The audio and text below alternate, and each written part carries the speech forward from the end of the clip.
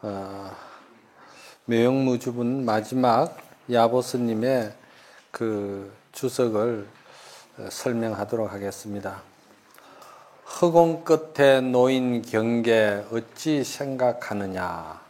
크나큰 도 맑고 깊어 그 이치가 영원하니 이 세상에 맑은 바람과 밝은 달이 있게 되면은 봄이 오매 애전처럼 온갖 꽃이 향기롭다. 허공 끝에 놓인 경계 어찌 생각하느냐고 말씀을 하셨는데, 이 말은 무슨 말인가 하면은, 우리 본성은 좋다, 싫다, 또 사랑한다, 미워한다, 마음에 든다, 안 든다, 이런 그 양변의 마음이 없기 때문에, 양변이 마음에 없기 때문에 말이죠. 그것은 그냥 모두가 한 모습이다 이 말입니다.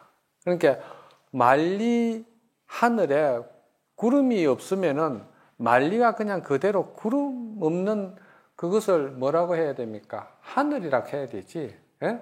그대로 하늘이다 이 말이지. 그런데 그 하늘에 무엇이 있느냐? 항상 찰나찰나 순간순간 이 연기 작용이 오고 가고 한다 이 말이에요. 마음은 본성은 본바탕이 가만히 있는 것 같아도 불수자성 수연성이라. 거기 하늘은 그대로 가만히 있는 것 같아도 거기에 구름도 끼고 별의별 흔적이 다 있다 이 말이지. 그것은 순간순간 작용이 오고 가고 한다 이 말이죠. 그 작용이 오고 가는 것이 마치 마음이라는 그 폭포수가 흐르는 물과 같다 이 말입니다. 그래서 마음이라는 그 물이 계속 흐르고 있는데, 어떤 물을 점을 찍어 가지고 이것이 내 마음의 물이다 이렇게 이야기할 수가 있느냐 이 말이야. 금강경에 그런 말이 있죠. 네. 어떤 선사가 떡 파는 할머니 떡을 한 줌 사 먹으려고 갔더니 스님 쥐고 계시는 이 걸망 안에 그게 뭡니까? 그러니까 금강경 주석이라 하거든. 그래요. 금강경에 과거심도 불가득이고 현재심도 불가득이고 미래심도 불가득이라 했는데, 마음이란 것은 순간순간 찰나찰나 계속 생멸을 하고 있는데, 어떤 마음에다가 점을 찍겠다 이 말이냐 이 말이야. 점심이라는 것이 마음에다 점 찍는 거잖아요. 가볍게 먹는다 이 말이지. 그러니까 어떤 마음에다 점을 찍겠습니까? 그러니까 거기에 덕산 스님이 말문이 막혀버렸어. 그래서 그 노파가 나는 스님한테 떡 못 팔겠습니다. 그냥 가세요. 그래야 정심을 굶고 떠났다는 이야기가 있습니다. 이 이야기가 좀 길고 재미있는데 그 이야기를 다 할 수는 없듯이, 그러니까 저는 이거를 흐르는 마음의 물에다가 경계가 와서 손을 씻는다고 할 때 어떤 물이 내 손을 씻었다고 내가 고집할 수가 있겠느냐 이 말입니다. 이런 말을 들었을 때 여러분들이 마음에 집착해가지고 마음에 계속 그러한 그 고정관념에 붙들려가지고 그 고집성 때문에 사람이 굉장히 고통스러워지고 괴로워지고 그 마음자리를 알지 못해가지고 사람도 죽이고 나라와 나라끼리도 살육이 벌어지고 그렇잖아요. 그리고 개인적으로 볼 때도 우울증도 올 수 있고 마음의 신병도 많이 오거든요. 만약에 내가 마음에 신병이 일어나서 우울증이 있다는 사람은 이런 소리를 들을 때 한번 자신의 마음을 한번 이 경전을 통해서 심지법문을 통해서 바로 알아들어야 되는 거야. 아, 내 마음이 고정된 마음이 어떤 마음이 있었기에 경계는 지나갔는데 그 마음은 아직도 내가 이렇게 가지고 괴로워하느냐, 우울하느냐. 이거 생각하면은 벗어나는 거예요. 그렇지 않겠어요? 내 마음이라 할 게 없는 거예요. 계속 마음은 계속 흘러가고 있는 거예요. 이게 이제 여기서 무주라는 마음이, 무주라는 것이 바로 이걸 말하는 거예요. 그래서 이거는 무엇과도 같으냐 하면은 쉽게 말해서 풍선이 있죠. 호롱박이라 하기도 하는데 옛날 비유는 쉽게 더 감각적으로 느낌이 오는 거는 풍선을 물에다가 탁 띄웠을 때, 호수에 띄웠을 때 계속 바람이 불든지 물결이 치든지 하면은 그 풍선은 절대 한 군자리에서 서 있지를 않아요. 계속 움직이고 있다는 거예요. 그러면 어떤 물이 풍선을 지금 붙들고 있다고 이야기할 수가 있느냐? 어떤 마음이 지금 이 경계를 붙들고 이 경계에 의해서 내가 지금 고통을 받고 괴로움을 당하고 그렇게 한 그 마음에 병이 생길 정도로 내가 가지고 있는 마음이 지금 내 속에 지금 불변하는 마음이 있느냐 이 말이야. 그걸 지금 말해주는 거예요. 건강경에서. 그렇게 보셔야 됩니다. 그래서 어떤 경계에도 얽매임이 없는 것을 우리가 무주라고 그러고 무주심이라고 그러는데 마음은 경계를 대할 때마다 항상 그 마음은 흐르고 있기 때문에 이 이치를 아는 사람은 허공에다가 도장 찍는 거나 같다는 거예요. 허공에다 도장 찍는. 허공에 도장 찍으면 무슨 표가 있나요? 찍자 바로 그냥 거기는 흔적도 없어요. 바로 지금 그 마음은 또 찰나찰나 한 찰나에 1초 동안에 900생멸이 마음이 지나간다니까. 그렇지 않겠어요? 어떤 마음을 가지고 부부간에 싸웠다고 그걸 붙들고 계속 일주일이고 보름이고 한 달이고 또는 어떤 마음을 가지고 미운 사람을 갖다 평생 동안 미워하고 괴로워하고 그렇게 마음에 고집을 하겠느냐 이 말이지. 이 건강경을 잘 보면은 이 진흙에다 도장 찍는 짓은 안 한다 이 말입니다. 고집이 세고 고정관념이 있고 이렇게 그 마음에 눈을 뜨지 못한 사람은 항상 경계를 대할 때마다 진흙에다 도장 찍는 거와 같다 이래 이야기했거든. 진흙에다 도장 찍으면 딱 그냥 붙어가지고 그 표가 언제든지 나잖아. 그렇죠? 예. 세상에 맑은 바람과 밝은 달이 함께 하니 봄이 오니 예전처럼 꽃이 향기롭다고 여기서 이제 말을 했는데 이건 뭔 말이냐? 정도가에 보면은 무명실성이 곧 불성이요 하나공신이 곧 법신이라고 말을 했거든요. 그러니까 몸과 마음이라는 것이 둘이 아니다. 이 불이법을 이야기를 하는 거예요. 그러니 봄이 오면은 온갖 꽃이 다 피고 그러는데 실은 그 봄을 누구라고 이야기를 할 수가 있느냐 이 말이야. 어느 것이 봄이라고 이야기할 수 있느냐. 봄을 이야기할 수 있어요? 봄은 눈에 보이지를 않아요. 그럼 봄을 보려고 내가 꽃잎 하나하나 착 따가지고 분석해 본다 해도 그 속에는 봄이 없어요. 봄은 눈에 보이지 않는 거예요. 그건 뭘 말하느냐? 무주심, 우리의 그 본성, 우리의 그 불성은 보려도 볼 수가 없고 알려고 해도 알 수가 없고 그거는 멈추지 않는 것이다 이 말이야. 그럼 여기서 불성이다, 본성이다, 또 무주심이다, 뭐 이렇게 이야기를 하니까 그것이 또 따로 뭐 그런 마음이 따로 또 있다고 생각하면은 그건 또 안 되는 거야. 그것도 아니야. 그래서 이게 알기가 참 쉽지를 않다 이 말이요. 그래서 이거를 오로지 체험해서 스스로 알고 깨닫는 일이지. 그래서 색신 가운데에도 법신이 함께하고 법신 가운데도 색신이 함께 한다는 이야기거든. 그게 하나공신이 적법신이라는 이 말이. 그러면은 색신이나 법신이나 그것이 색이 공이요, 공이 색이라는 것을 갖다가 이야기하는 거예요. 무슨 말인지 알겠어요? 색적 시공, 공적 시색이다. 그러니까 색이 다 해가지고 없어져서 메말라서 아무것도 없어진 상태에서 공이다. 이렇게 생각하면은 그건 금강경을 볼 수가 없다는 이야기예요. 그럼 무슨 말이냐? 색신 그대로 공이다 이 말이에요.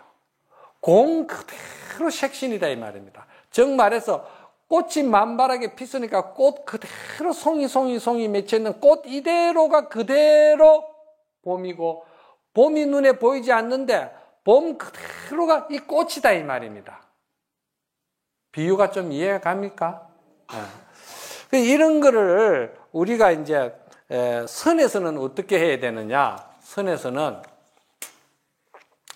어떤 학인이 조주 스님에게 묻기를 만법이 말이지, 쉽게 말해서 만 가지 생각들이 말이지 일념 하나로 돌아가는데, 일념으로 돌아가는데 일념은 어느 곳으로 돌아갑니까? 이렇게 물었거든요.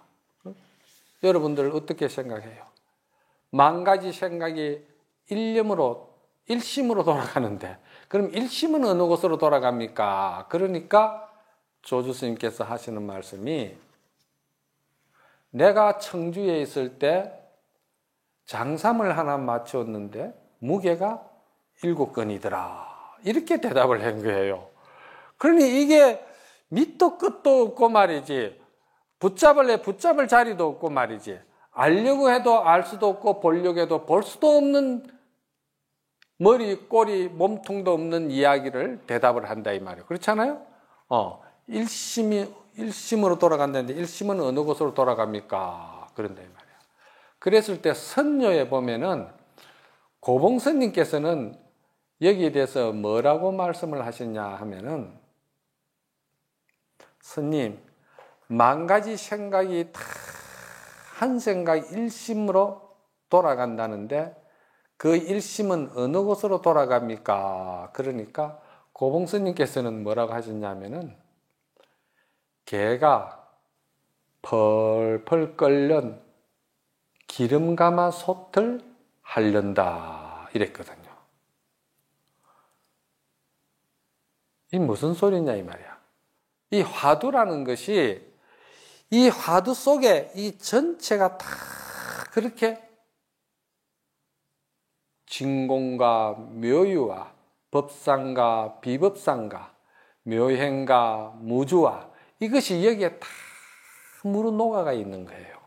그래서 화두라는 것이 우리가 꼭 깨치야만이 그것을 우리가 알 수 있는 일이지, 짐작이나 아름아리나 경험, 체험 없이 분별심으로서는 알 수가 없다. 마음법이 일심으로 돌아가는데 일심은 어느 곳으로 돌아갑니까? 개가 펄펄 끓는 기름가마솥을 하련다. 그러면은 고봉스님께서 말씀하신 이 공안과 조주스님께서 내가 청주에 있을 때 장삼을 맞췄더니 무게가 7건이다 하는 이거와 이것이 같은 겁니까? 다른 세계입니까? 이게 금강경의 모든 진면목을 여기서 다 드러낸 거예요. 그렇게 하고 이제 여러분들 147페이지를 넘어가도록 합시다.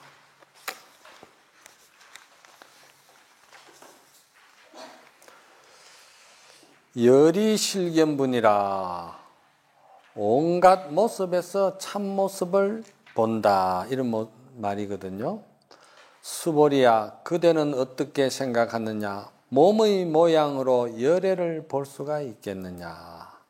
볼 수 없습니다. 세존이시여. 몸의 모양으로 열애를 볼 수 있는 것이 아닙니다. 왜냐하면은 열애께서 말씀하시는 몸의 모양은 어떤 실물로 나타난 몸의 모양이 아니기 때문입니다. 이렇게 했거든요. 그래서 여기서 야보스님께서 하시는 말씀이 한번 읽어보아라. 지금 오고 가며 안고 눕는 것이 어떤 모습인가? 졸지 말지어다. 졸지 말라는 말은 무슨 말이냐면 이거는 잠 깨라 이 말입니다. 착각하지 마라. 빨리 잠 깨라. 꿈속에서 병든 모습에서 흐득이는데 큰 명약이 있다면 꿈 깨는 일밖에 더 명약이 없다. 이런 말이에요. 그래서 그 야보스님께서 그 요구하는 건 뭐냐? 진실은 말이지 어떤 현실을 바탕으로 한 진실이고 또 현실은 그 진실을 바탕으로 한 현실이지 진실과 현실 그리고 지금 여기서 말하는 색신과 법신이 그렇게 둘로 나누어 보지 말라는 거예요. 그렇잖아요? 그래서 지금 이야기가 몸의 모양으로 열애를 볼 수 있겠느냐 이 말이야. 즉 말해서 색신 열애를 볼 수가 있느냐 이 말이지. 그러니까 볼 수 없습니다. 몸의 모양으로 열애를 볼 수는 없습니다. 몸의 모양은 어떤 실물로 나타난 몸의 모양이 아니기 때문에 있습니다. 그렇거든요. 그러니까 색신은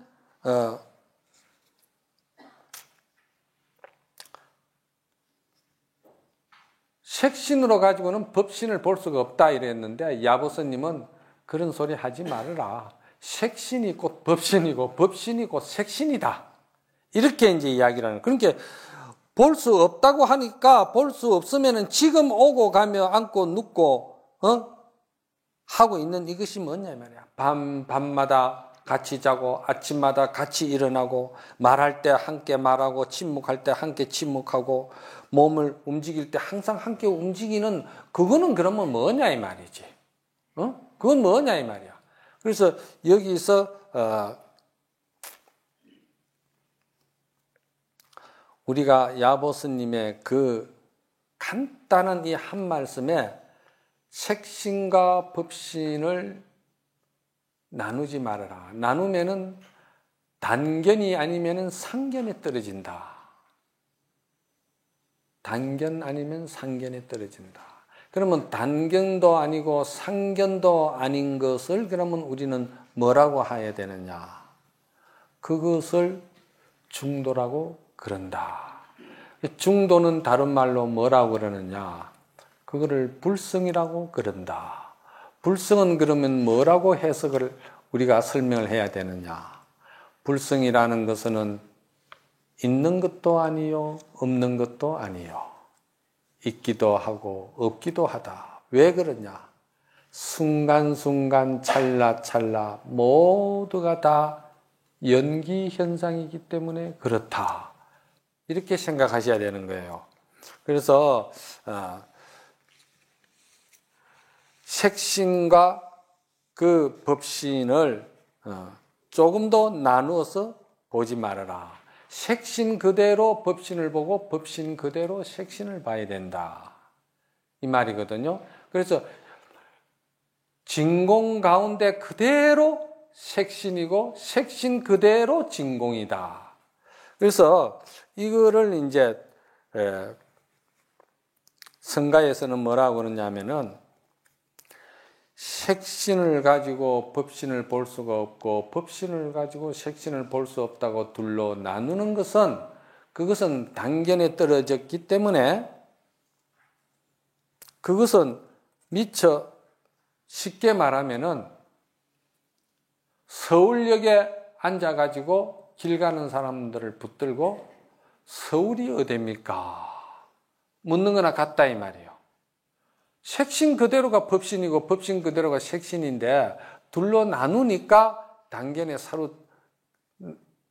한쪽에 치우치게 그 집착을 하기 때문에 거기서부터 모든 고통은, 괴로움은 생기기 시작한다는 것이죠. 그래서 그 다음에 말씀하시기를 바닷속에 몸이 있으니 물 찾으려 하지 말고 매일 가는 고개에서 산 찾으려 하지 말라. 꾀꼬리의 그 울음이나 꾀꼬리 울음이나 제비의 소리가 비슷하니 말이지. 전삼삼 후삼삼을 묻지 말지어다. 이래놨거든. 이제 이런 말이 이제 무슨 말이냐면은 우리가 본성이다, 자성이다, 불성이다 이렇게 이제 이야기를 하지만은 색신이다. 이것이 하나의 이름이지 그건 그대로 법신을 떠난 자리에서 나온 것이 아니다. 문수지혜다고 우리가 이야기하지만은 보현행운이 문수지혜를 떠나서 나온 것은 없다 이 말이지. 동전의 양면과 같고 또 손을 말했을 때 요거는 손바닥이요, 요거는 손등인데 손등을 가지고 집착을 한다든지 손바닥을 가지고 집착을 한다든지 그러면은 이거는 손 노릇을 못 한다 이 말입니다. 그러니까 빨리 꿈 깨라, 졸지 마라 이렇게 일침을 놓는 거예요. 그러면 손이라고 이야기할 때는 손도 이 손바닥도 손등도 다 손에 들어가는 거예요. 한 몸이다 이 말입니다. 색신 법신이 한 몸이다. 이렇게 이야기하는 거예요. 그래서 바닷속에 있으면서 물 찾는 꼴과 같은 것이고 산중에 살면서 산을 찾으려고 하는 짓거리와 같다. 꾀꼬리 울음이나 제비 소리나 서로 비슷하다 이 말이야. 소리의 입장에서 볼 때는 제비나 꾀꼬리나 그 본성 공에서 나온 것이기 때문에 똑같다 이 말입니다. 그러니 전삼삼 후삼삼에 대해서는 묻지 말아라. 이 전삼삼 후삼삼이 상당히 어려운 이야기인데 이거 참 이해하기 쉽지 않습니다. 이 무착 문의선사라는 분이 오대산의 문수보살을 칭견하려고 그렇게 여러분들이 이제 티베트 같은데 이렇게 이제 중국 이 드라마 같은 거 보시면은 일보 일배하면서 이렇게 절하면서 오대산까지 문수보살을 칭견하려고 가는 모습들을 보지 않습니까? 그렇게 이제 가서 문수 보살을 칭견하기 위해서 오대산에 들어갔는데 날이 저물었어요. 그 날이 저물어서 또 이제 어디 쉴 곳을 찾는데 그때 마침 웬 노성을 이제 노스님을 뵙게 된 거예요.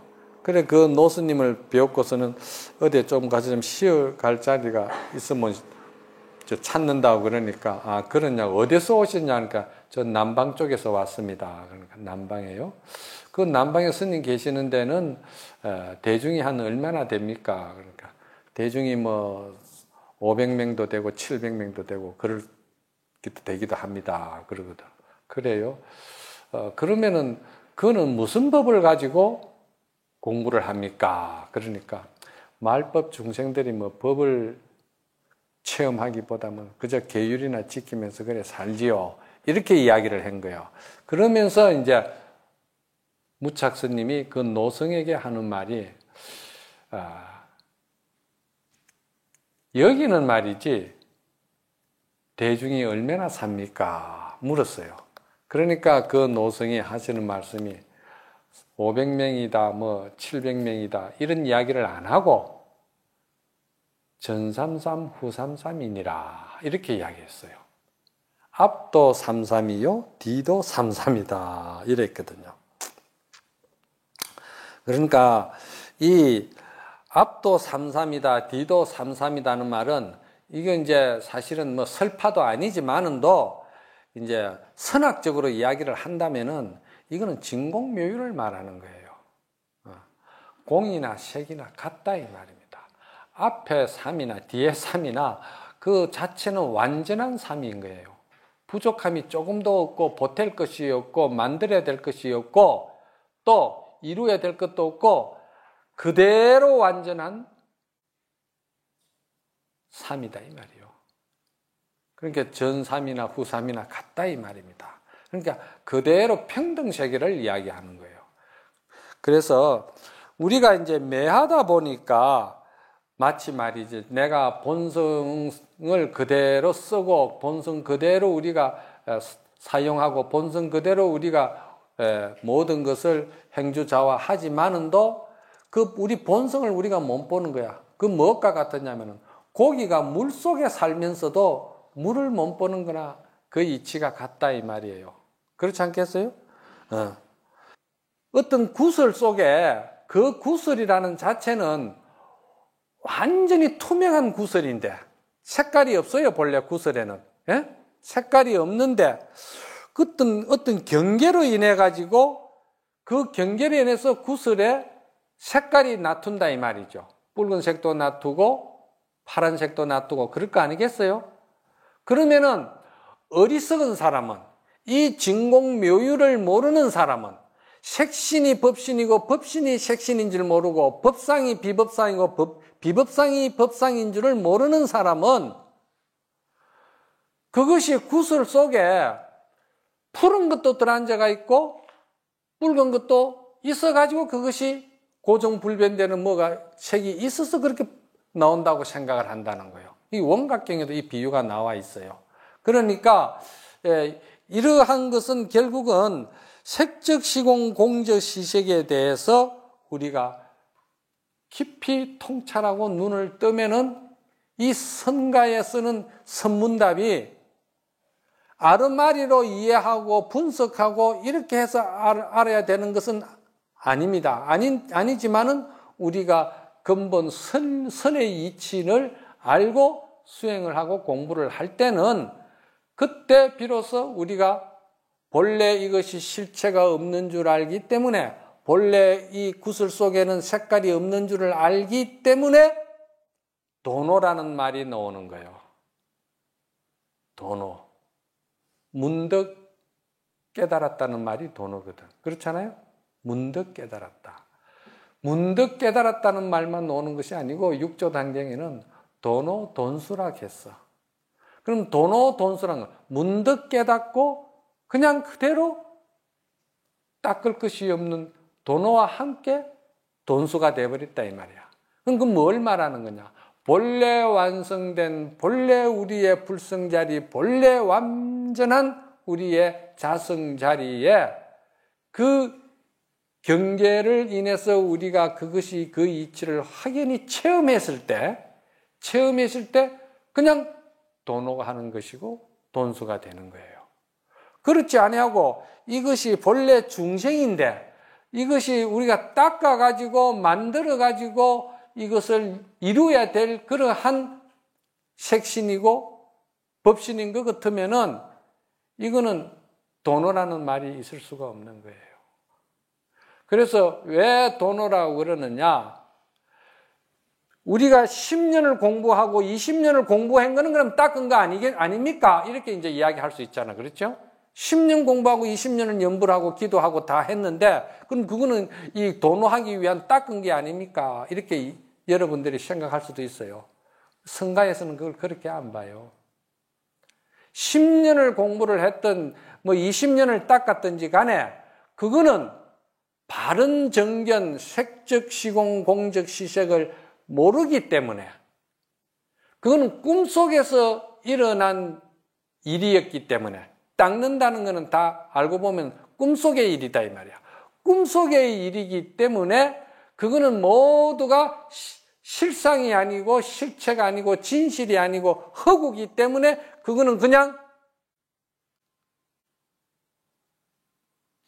도노돈수라고 그러는 거예요. 닦은 것을 그걸 절대 인정을 안 한다 이 말입니다. 여기 이제 성가에서 대단히 이제 이해하기 어려운 이야기들입니다.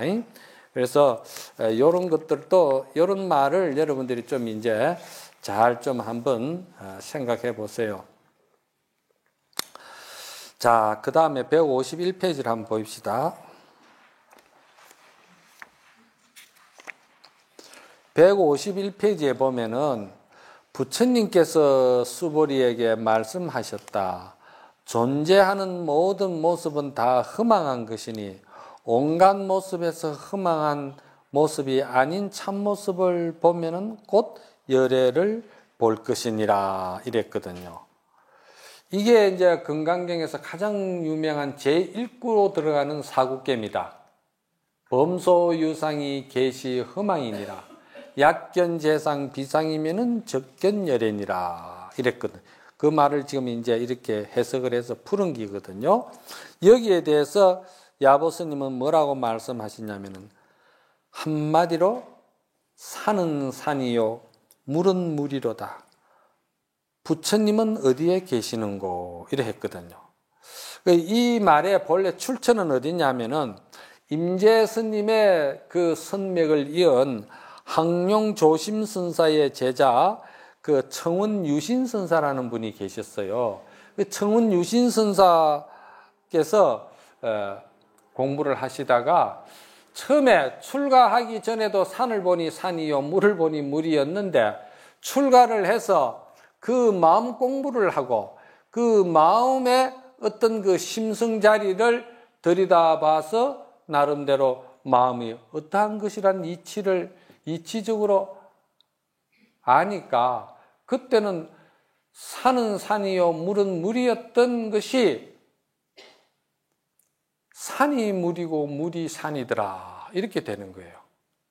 그러니까 산이 물이고 물이 산이다 하는 이 말은 선학적으로 이야기할 때 이거는 색이 공이요 공이 색이다 이 말입니다. 이 뭐 어려운 말도 아니에요. 이건 사실은 그렇잖아요.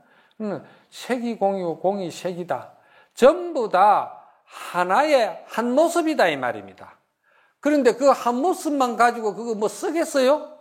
예를 들어서 도끼를 하나 만드는데 도끼가 구멍 없는 자루 없는 도끼 그 주군들 그걸 일상생활에 쓰겠느냐 이 말이요.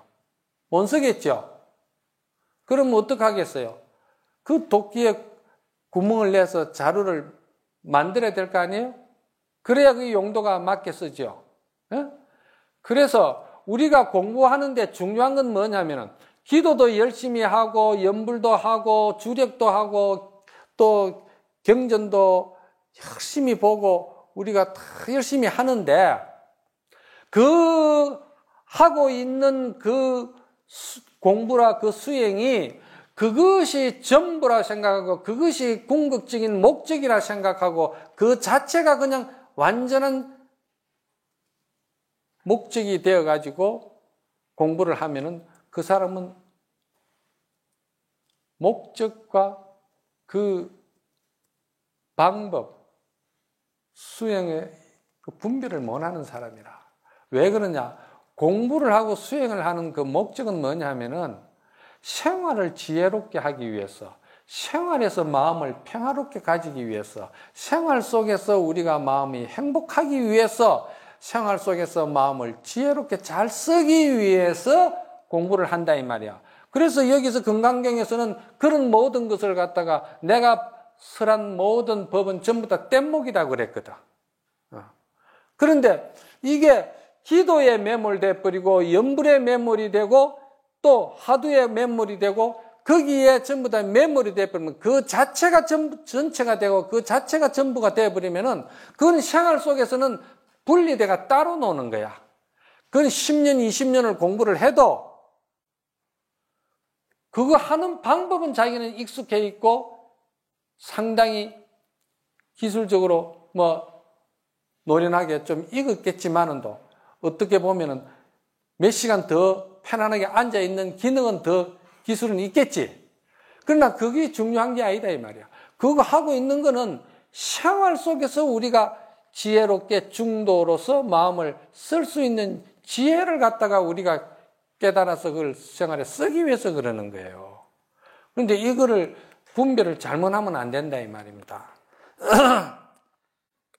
그러니까 다시 그 도끼자루가 구멍이 나면은 자루를 만들어가 자루를 탁 끼우면은 그때는 이제 도끼는 도끼로서 쓰고 낫은 낫으로서 쓰고 그것이 용도에 분명하다 이 말이에요. 그럴 때는 산은 산으로서 완전하고 물은 물로서 완전하다.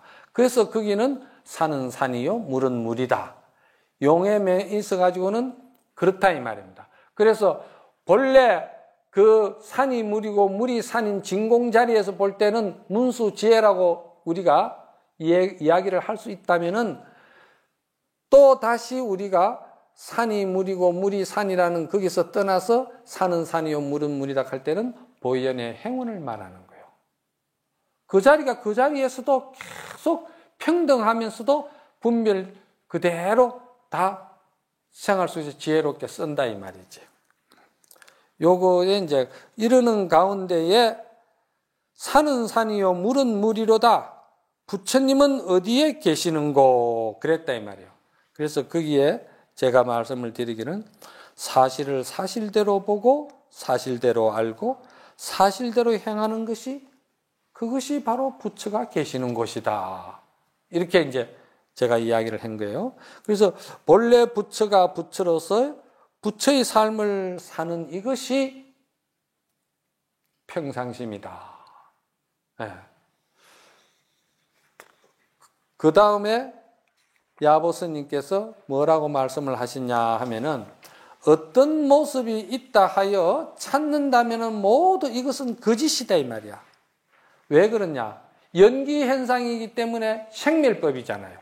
그러니 영원한 것은 아니다 이 말이야. 그래서 어떤 모습을 있다 하여 찾는다면은 그건 모두 거짓이다. 형상이 없어 못 본다면은 이것 또한 삿된 소견이다 이 말이야. 그러면은 있다고 하여 있는 것에 집착해도 그건 상견에 빠져서 잘못된 것이고 그러면 없다고 해서 없는 것에 또 집착하면은 그건 또 당견이다 이 말이에요. 당당하고 깊은 고요 어찌 틈이 있을 건가 한 줄기로 뻗는 그 광명은 허공이 환해진다 이랬거든요. 당당하고 깊은 고요라 하는 것은 당당하다는 말은 지금 현재 이대로 내가 쓰는데 부족해서 쓰지 못하는 것이 없고 할 수 없어서 못하는 것이 없다 이 말이에요. 그대로 모든 기능이 나에게 부처나 이 몸이나 부처나 중생이나 그 기능은 다 똑같다는 거예요.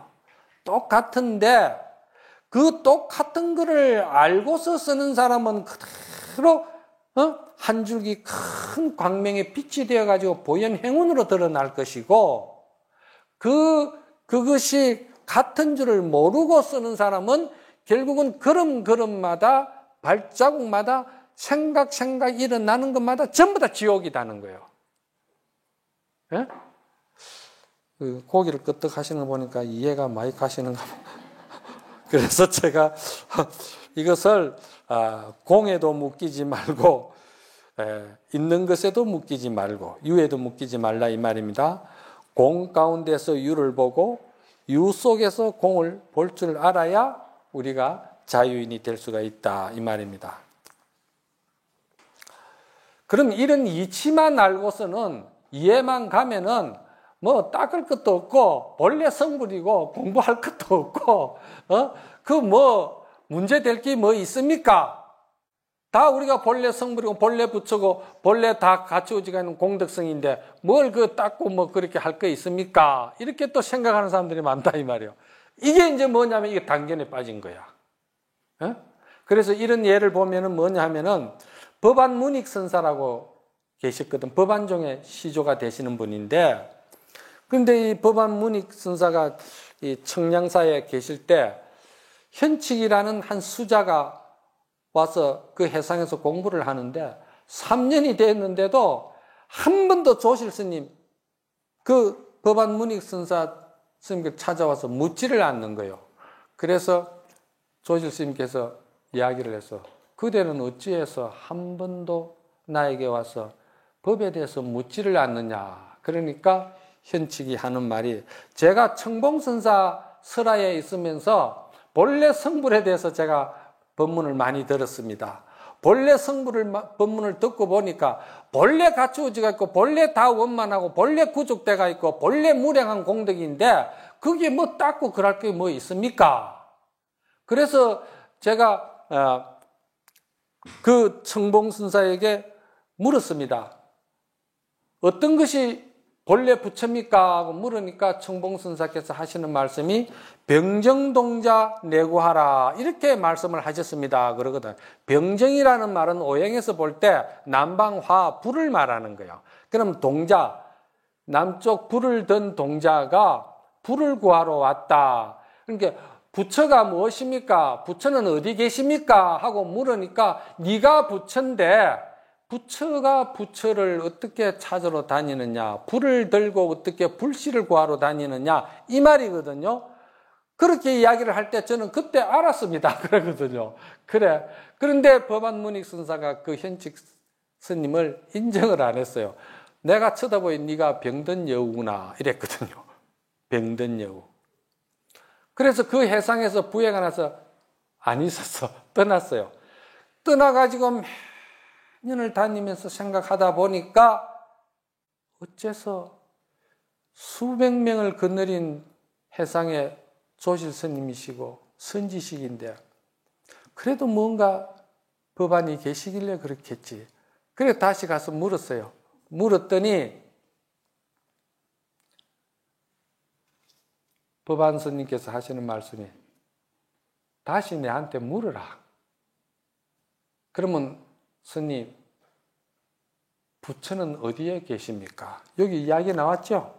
부처는 어디에 있느냐? 어떤 것이 부처입니까? 이래 묻는 거랑 똑같죠. 그러니까 법안 스님이 똑같은 말을 했어요. 병정동자 내구하니라 이렇게 했어요. 불을 든 동자가 불씨를 찾아 헤매는구나 이렇게 이야기했단 말이에요. 똑같은 말이거든요. 그런데 현직 스님이 먼저는 그것이 도저히 이해가 안 갔는데 3년 뒤에 와서 물었을 때 그렇게 대답했을 때 현직 선사가 깨달았거든요. 이건 무슨 말이냐 하면은 이치적으로 무위법과 이치적으로 본래 성불에 대해서 우리가 본래 구족한 우리의 불성공덕에 대해서 그것을 알고 그것을 우리가 사실로 내 것으로 사실 자기화 생활화 될 수 있게끔 자기 체험이 있어야 되는데 체험이 없이 이치적으로 하는 거는 그거는 아르마리 병에 들어가 있다 이 말이에요. 그래서 병든 여우라 이렇게 이야기를 하는 거예요. 무슨 말인가 아시겠습니까? 예. 그래서 지금 여기까지 열이실계부는 이제 마무리가 잘 됐네, 그죠? 그러면 잠깐 쉬었다가 이제 정신희유분으로 들어가도록 하겠습니다. 좀 쉬도록 합시다.